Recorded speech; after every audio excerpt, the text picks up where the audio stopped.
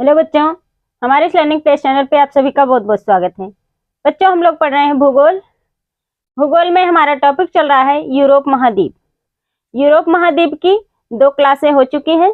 पिछली क्लास में हमने पढ़ा था यूरोप महाद्वीप की प्रमुख पर्वत श्रृंखलाएं। ठीक है, तो प्रमुख पर्वत श्रृंखलाओं को हमने पढ़ लिया है। आज हम लोग पढ़ेंगे यूरोप महाद्वीप की प्रमुख नदियां। बच्चों, नदियों के बारे में भी पूछा जाता है, तो चलिए देखते हैं यूरोप महाद्वीप की प्रमुख नदियां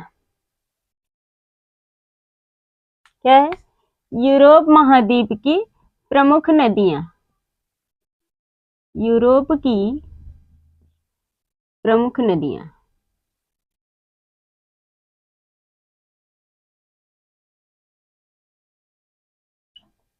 कुछ प्रमुख नदियां हैं जिनके बारे में पूछा जाता है।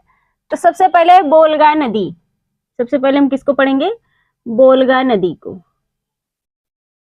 क्या है? बोलगा नदी। बोलगा नदी यूरोप की सबसे लंबी नदी है। बोलगा नदी जो है यह यूरोप की सबसे लंबी नदी है और यह वल्दाई की पहाड़ियों से निकल करके कैस्पियन सागर में गिरती है। ठीक है, कैस्पियन सागर झील है, तो वल्दाई पहाड़ियों से निकल करके कैस्पियन सागर में गिरती है। ठीक है, तो चलिए कुछ पॉइंट है लिख लेते हैं।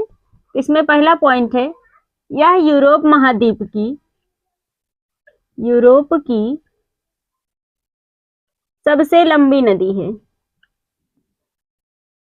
पूछा जाता है यूरोप की सबसे लंबी नदी कौन सी है, तो बोलगा नदी। ठीक है, यह यूरोप की सबसे लंबी नदी है।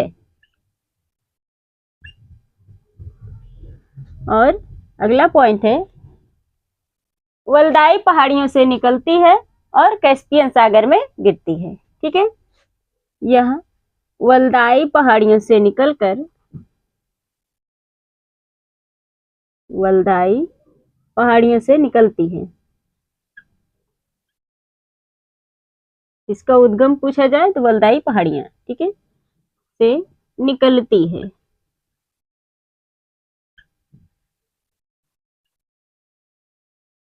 और अगला पॉइंट है, कैस्पियन सागर झील में गिरती है। कहां पर? कैस्पियन सागर,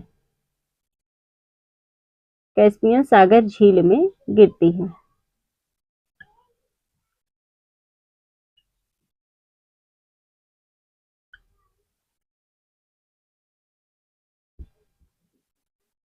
तो ये है वोल्गा नदी।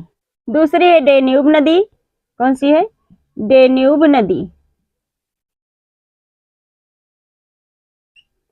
बच्चों, डेन्यूब नदी जो है यूरोप के 10 देशों से होकर के गुजरती है। ठीक है, डेन्यूब नदी यूरोप के 10 देशों से होकर के गुजरती है और 5 देशों की राजधानियां भी कहां पर है? डेन्यूब नदी के किनारे। तो चलिए देखते हैं, कुछ पॉइंट हैं। तो यूरोप के 10 देशों से होकर गुजरती है। यूरोप के 10 देशों से होकर गुजरती है।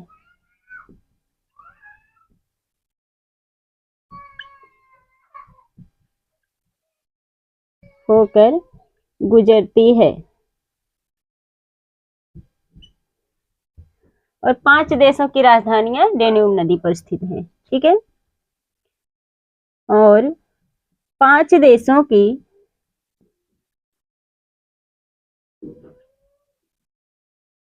राजधानियां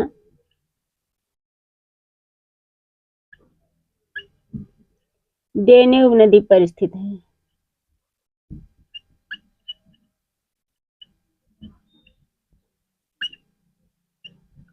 नदी के किनारे स्थित हैं।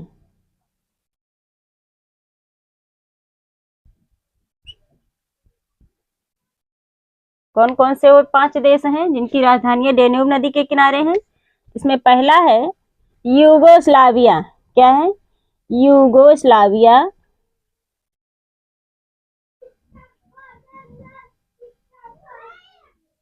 यूगोस्लाविया, इसकी राजधानी है बेलग्रेड। क्या है? बेलग्रेड है। यूगोस्लाविया की राजधानी क्या है? बेलग्रेड। ठीक है, दूसरा है स्लोवाकिया। दूसरा स्लोवाकिया।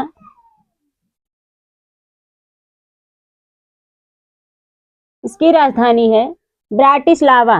क्या है? ब्राटिस्लावा है।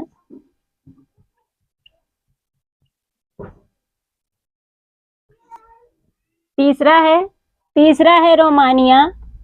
क्या है? रोमानिया। इसकी राजधानी है बुचारेस्ट। क्या है? बुचारेस्ट है।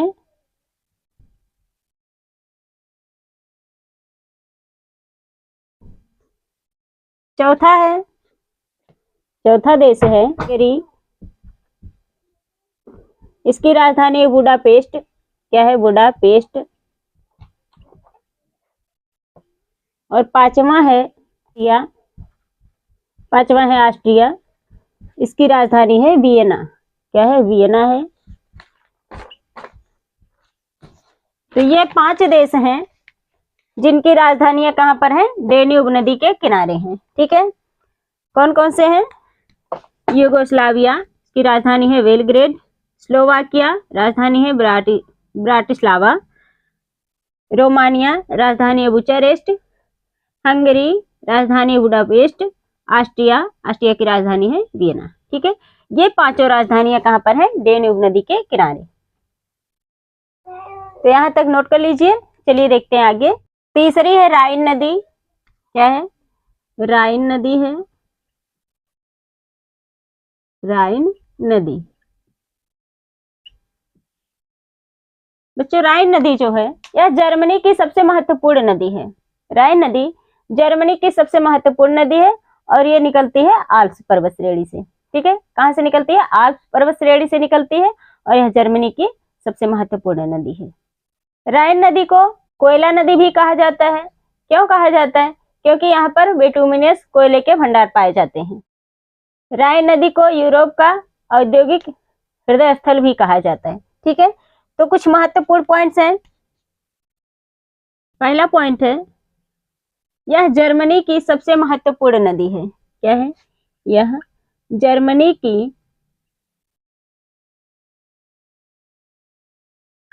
सबसे महत्वपूर्ण नदी है। सबसे महत्वपूर्ण नदी है।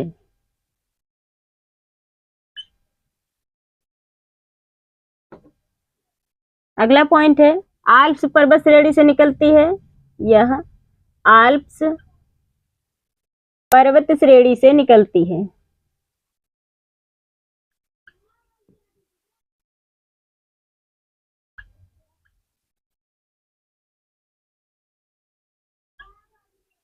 यूरोप का औद्योगिक हृदय स्थल कहा जाता है। राइन नदी को यूरोप का औद्योगिक हृदय स्थल कहा जाता है।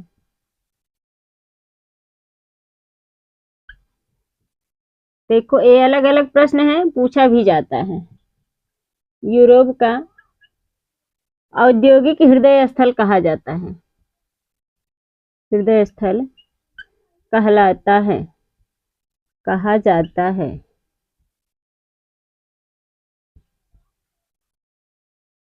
अगला पॉइंट है, राइन नदी जर्मनी में बिटुमिनस कोयले के भंडार के लिए प्रसिद्ध है। बिटुमिनस कोयले के भंडार के लिए प्रसिद्ध है।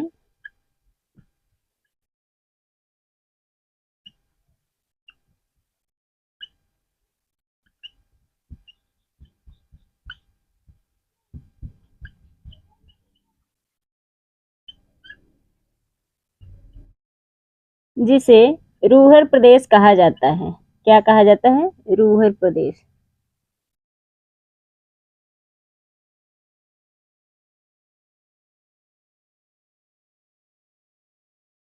कहा जाता है। अगला पॉइंट है, रोटरडम बंदरगाह। क्या है? रोटरडम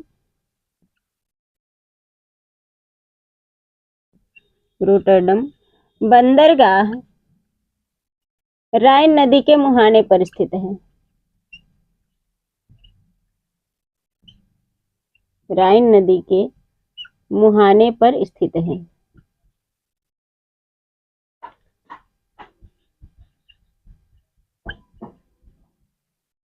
यूरोप का सबसे व्यस्ततम जलमार्ग कहां पर है? राइन नदी पर जर्मनी में। ठीक है, यूरोप का सबसे व्यस्ततम जलमार्ग,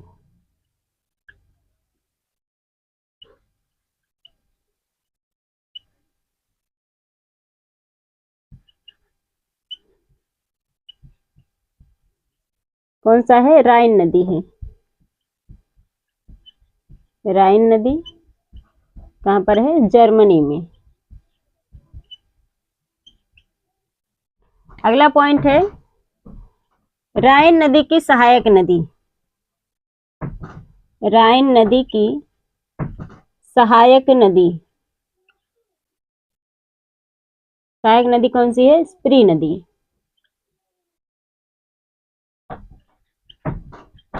राइन नदी की सहायक नदी स्प्री नदी, और स्प्री नदी के किनारे स्थित है बर्लिन शहर। ठीक है, स्प्री नदी के किनारे कौन सा है? बर्लिन शहर स्थित है। बर्लिन शहर स्थित है। कहाँ पर स्थित है? स्प्री नदी के किनारे, स्प्री नदी के किनारे। ठीक है, तो ये है राइन नदी। यह जर्मनी की सबसे महत्वपूर्ण नदी है। यह आल्प्स पर्वत श्रेणी से निकलती है। राइन नदी को यूरोप का औद्योगिक हृदय स्थल कहा जाता है। और राइन नदी जर्मनी में बिटुमिनस कोयले के भंडार के लिए प्रसिद्ध है, और उसे क्या कहा जाता है? रूहर प्रदेश कहा जाता है। ठीक है, रोटरडम बंदरगाह राइन नदी के मुहाने पर स्थित है। और यूरोप का सबसे व्यस्ततम जलमार्ग कौन सा है? राइन नदी, जर्मनी में। ठीक है, राइन नदी की सहायक नदी है स्प्री नदी, और स्प्री नदी के किनारे स्थित है बर्लिन शहर। ठीक है, पूछा जाता है बर्लिन शहर कहाँ पर स्थित है? स्प्री नदी के किनारे। ठीक है, राइन की सहायक नदी स्प्री नदी। तो देखो इसमें ढेर सारे प्रश्न हैं। आप लोग जब इसको इस तरह से नोट करेंगे, पढ़ेंगे, तो कई प्रश्न एक साथ तैयार हो जाएंगे। ठीक है, यहाँ तक नोट कर लीजिए। चलिए देखते हैं आगे। अगला है थेम्स नदी। चौथी है थेम्स नदी। थेम्स नदी, थेम्स नदी को ब्रिटेन की गंगा कहा जाता है। पूछा जाता है ब्रिटेन की गंगा किसे कहा जाता है? थेम्स नदी को। ठीक है, लंदन शहर थेम्स नदी के किनारे स्थित है। ठीक है, तो नोट कर लेते हैं। ब्रिटेन की गंगा, इसे ब्रिटेन की गंगा कहा जाता है।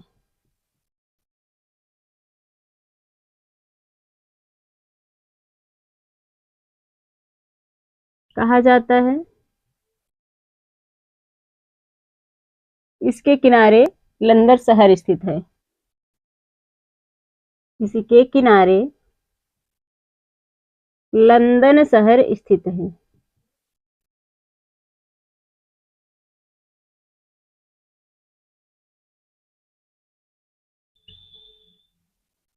तो ये है थेम्स नदी। ठीक है, पांचवा है पो नदी। पो नदी, पो नदी को इटली की गंगा कहा जाता है। क्या कहा जाता है? इटली की गंगा। पो नदी को इटली की गंगा, और थेम्स नदी को ब्रिटेन की गंगा कहा जाता है। ठीक है, तो यहाँ पर कंफ्यूज नहीं होना है, ध्यान रखना है। छठा है टाइबर नदी। क्या है? टाइबर नदी। इसके किनारे रोम शहर स्थित है। इसके किनारे रोम शहर स्थित है।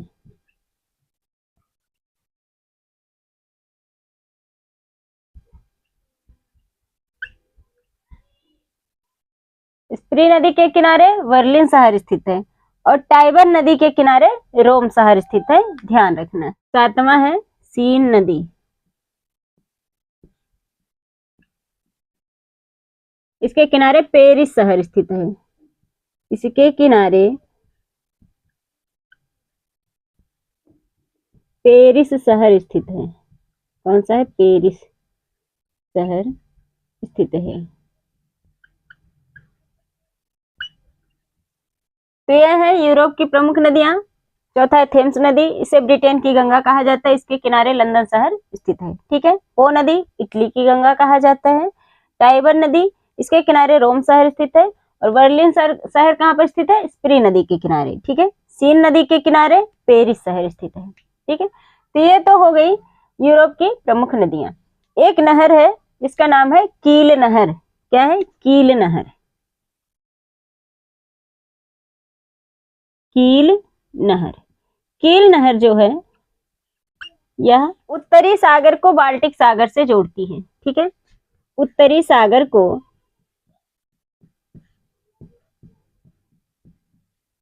नहर कहाँ पर है? यूरोप में है। ठीक है, उत्तरी सागर को बाल्टिक सागर से जोड़ती है।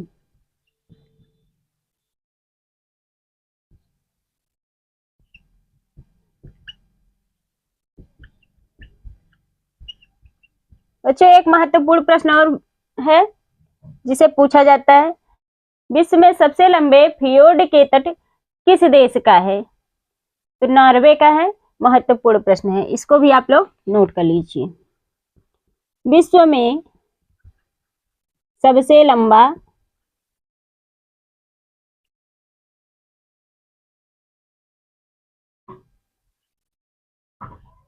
फियोर्ड का तट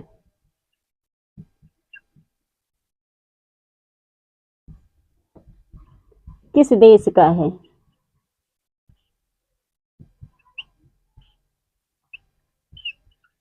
तो किस देश का है?